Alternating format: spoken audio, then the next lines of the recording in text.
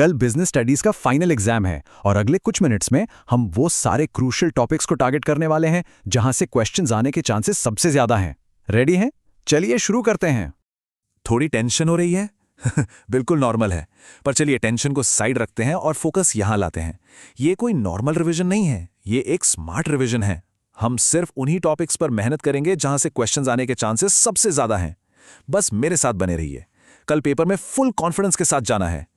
तो हमारा game plan बिल्कुल सिंपल सा है। पहले मैनेजमेंट के बेसिक्स स्ट्रॉन्ग करेंगे, फिर उसके कोर फंक्शंस समझेंगे, उसके बाद फाइनेंस और मार्केटिंग से अपना स्कोर बूस्ट करेंगे और आखिर में कंज्यूमर प्रोटेक्शन से इजी मार्क्स सिक्योर करेंगे। चलिए आगे बढ़ते हैं। ओके, सेक्शन 1, मैनेजमेंट के मूल सिद्धांत। देखिए, शुरुआत हमेशा फाउंडेशन से होनी चाहिए। अगर फंडामेंटल्स क्लियर है ना, तो केस स्टडी सॉल्व करना बहुत आसान हो जाता है। तो इन टॉपिक्स को हल्के में बिल्कुल नहीं लेना है। ये स्लाइड पूरे चैप्टर का समरी है। मैनेजमेंट क्या है? सिंपल भाषा में काम को टाइम पर यानी इफेक्टिवली और कम से कम कॉस्ट में यानी एफिशिएंटली पूरा करवाना। इसके फीचर्स जरूर याद रखें। यह हमेशा गोल ओरिएंटेड होता है, यह हर जगह यानी परवेसिव जरूरी है और इसके कई डायमेंशंस हैं, काम का, लोगों का और ऑपरेशंस का। अब आते हैं इस चैप्टर के दो सुपरस्टार्स पर, फायोल और टेलर। इनका डिफरेंस समझ लीजिए। फायोल ने टॉप मैनेजर्स के लिए जनरल प्रिंसिपल्स दिए, सोचिए जैसे कंपनी के सीईओ के लिए गाइडलाइंस, जबकि टेलर ने फैक्ट्री फ्लोर यानी लो लेवल मैनेजमेंट पर फोकस किया। उनका मकसद था काम को साइंटिफिकली बेस्ट तरीके से करना। तो फायोल बात करते हैं एडमिनिस्ट्रेशन की और टेलर बात करते हैं एफिशिएंसी की।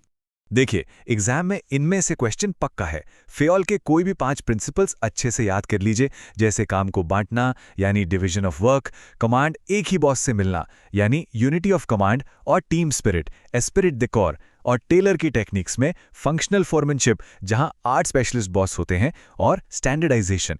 ये दोनों बहुत इंपॉर्टेंट हैं। अच्छा, बिजनेस एनवायरनमेंट वो चीज़ है जिसे कोई कंपनी कंट्रोल नहीं कर सकती, बस उसके हिसाब से खुद को बदल सकती है। जैसे महंगाई बढ़ने से रॉ मटेरियल महंगा हो गया, ये है इकोनॉमिक फैक्टर।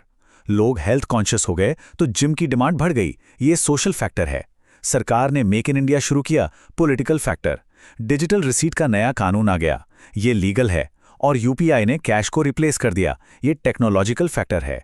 इन एग्जाम्पल से याद रखेंगे तो कभी नहीं भूलेंगे। ठीक है, अब आते हैं मैनेजमेंट के कोर पर, प्लानिंग, ऑर्गेनाइजिंग, स्टाफिंग, डायरेक्टिंग और कंट्रोलिंग। सुनिए, इनके प्रोसेस से 6 मार्क का क्वेश्चन आना ऑलमोस्ट गारंटीड है। तो जरा ध्यान से समझते हैं। प्लानिंग प्रोसेस को एक स्टोरी की तरह समझिए। सबसे पहले गोल सेट किया, फिर सोचा कि फ्यूचर में क्या क्या हो सकता है, कुछ अजम्पशंस बनाए, फिर सारे अलग अलग रास्ते देखे और उनको चेक किया। उनमें से बेस्ट रास्ता चुना, उस पर चलना शुरू किया और फिर आखिर में चेक किया कि सब ठीक चल रहा है या नहीं। सिंपल लॉजिकल स्टेप्स हैं, बस सीक्वेंस याद रखना है। ऑर्गेनाइजिंग में ये डिफरेंस बहुत जरूरी है। देखिए, फॉर्मल स्ट्रक्चर मैनेजमेंट बनाता है जहां सब कुछ डिफाइंड है। कम्युनिकेशन स्केला चेन से होता है यानी ऑफिशियल चैनल से, जबकि इनफॉर्मल ऑर्गेनाइजेशन दोस्ती यारी से अपने आप बन जाता है। और यहां कम्युनिकेशन ग्रेप वाइन यानी अनऑफिशियल चैनल से फैलता है, जैसे ऑफिस की गॉसिप। ये कॉन्सेप्ट थोड़ा ट्रिकी है पर इंपॉर्टेंट बहुत है। डेलीगेशन का मतलब है जब एक मैनेजर अपना थोड़ा सा काम और अथॉरिटी अपने जूनियर को देता है, पर आखिरी जिम्मेदारी मैनेजर की ही रहती है। ये बस 2 लोगों के बीच की बात है। लेकिन डिसेंट्रलाइजेशन एक पूरी कंपनी की पॉलिसी है, जहां टॉप मैनेजमेंट परमानेंटली पावर को नीचे के लेवल्स तक डिस्ट्रीब्यूट कर देता है। इसलिए कहते हैं डेलीगेशन जरूरी है पर डिसेंट्रलाइजेशन ऑप्शनल। स्टाफिंग का मतलब है सही काम के लिए सही इंसान। सिंपल, इसके 2 स्टेप्स हैं। रिक्रूटमेंट, जो एक पॉजिटिव प्रोसेस है जहां हम ज्यादा से ज्यादा लोगों को अप्लाई करने के लिए बुलाते हैं, और सिलेक्शन, जो एक नेगेटिव प्रोसेस है जहां हम बेस्ट को सिलेक्ट करके बाकी सबको रिजेक्ट करते हैं। और ट्रेनिंग के 2 तरीके हैं, काम करते करते सीखना यानी ऑन द जॉब, या काम से अलग जाकर सीखना यानी ऑफ द जॉब। अगर प्लानिंग को हम दिमाग कहें तो डायरेक्टिंग उसमें जान डालता है। इसके 4 एलिमेंट्स हैं। मोटिवेशन यानी काम करने की इच्छा जगाना, लीडरशिप लोगों को इन्फ्लुएंस करके गाइड करना, और कम्युनिकेशन, इसमें कम्युनिकेशन बैरियर जरूर पढ़ लेना, जैसे साइकोलॉजिकल बैरियर, जब हम सुनने से पहले ही किसी को जज कर लेते हैं। और आखिरी फंक्शन, कंट्रोलिंग, ये चेक करता है कि सब प्लान के हिसाब से हो रहा है या नहीं। प्रोसेस सिंपल है, स्टैंडर्ड सेट करो, एक्चुअल परफॉर्मेंस नापो, दोनों को कंपेयर करो।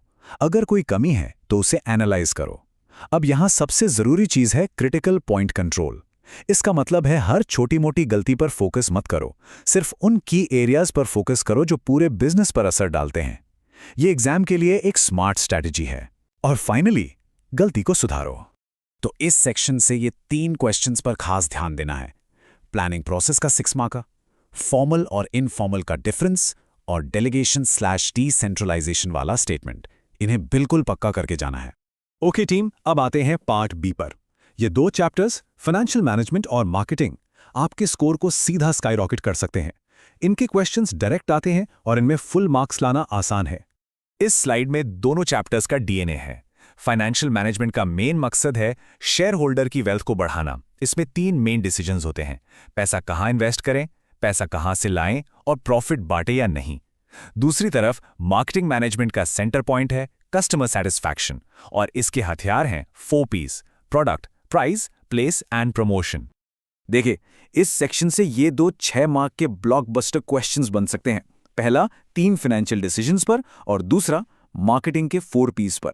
अगर इन दोनों को अच्छे से प्रिपेयर कर लिया तो 12 मार्क्स पक्के हैं। और अब हम आ गए हैं अपने फाइनल चैप्टर पर।